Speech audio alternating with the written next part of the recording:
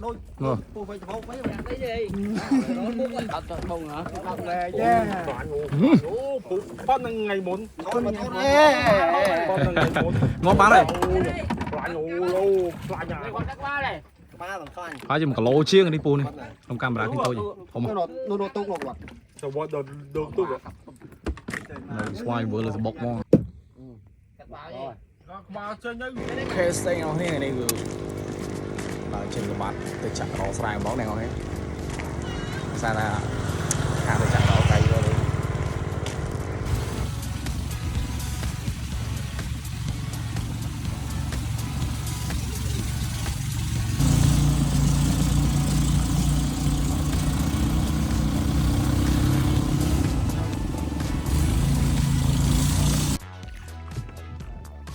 ui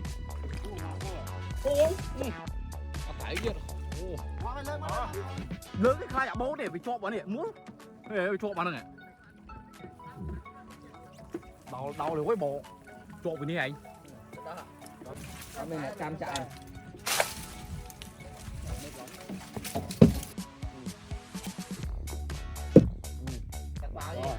mà chơi nhanh mấy đấy cả rồi mà lên thật sự á thật sự á đó là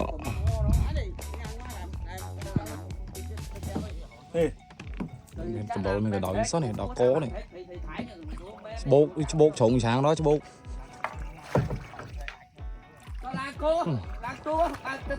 su thỏm bằng năng miếng cái đó trả tiền một cái đó hai tấc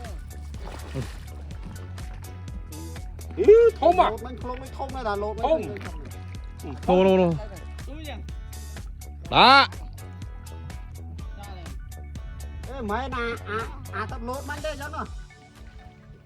hợp bạt à con lọt ui tròn rồi không phải ăn tật thử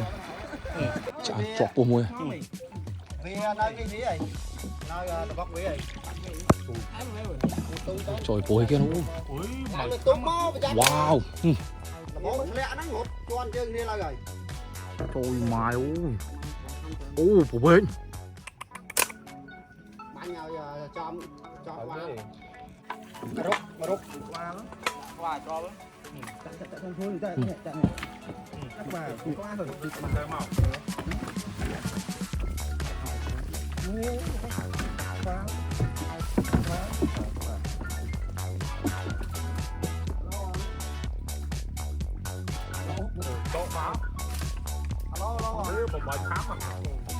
má cái con ăn được bình không? rồi từng ngày ra này lấy đúng con riêng bài được bình. Việt Nam á, canh con bàn á,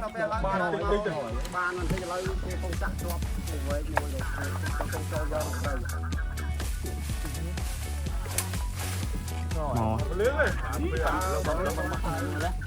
ôi mà quăng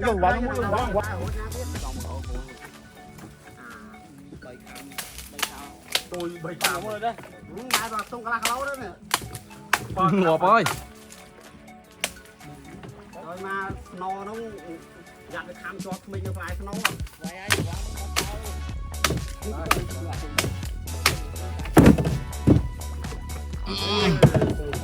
chộp mùi hơi con nào muốn nô cái đó là ô cái này này đặt đấy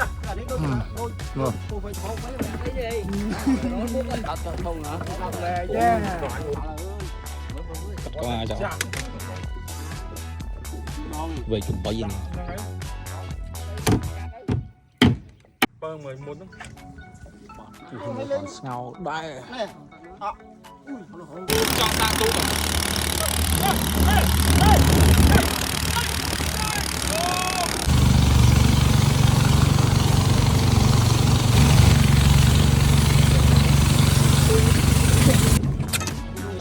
trời ơi Răng răng gì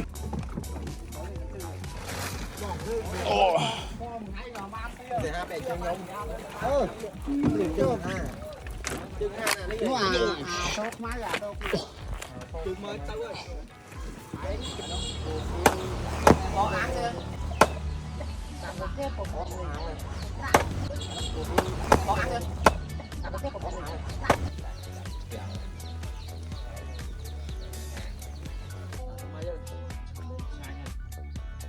Quay à?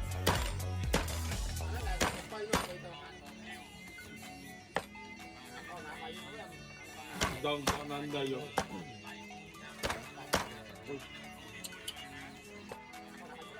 Đông con ăn đây rồi. Kinh không nè. Chắc luôn à? Quạt thở nó